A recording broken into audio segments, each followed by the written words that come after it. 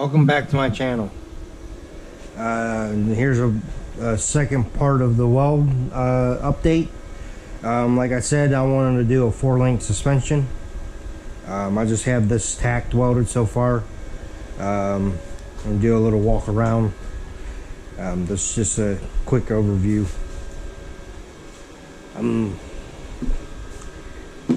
I had to take it apart about a few times because of the alignment issue, slightly off.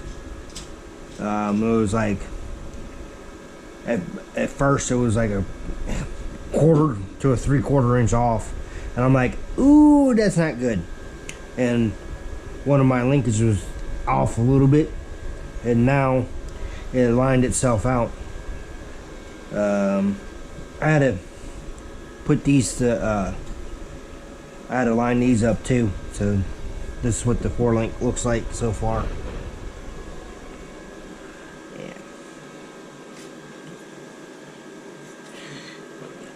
Who is that? Nope.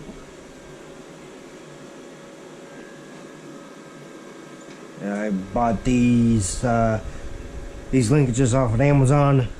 Technically, these are alternator brackets, adjusters.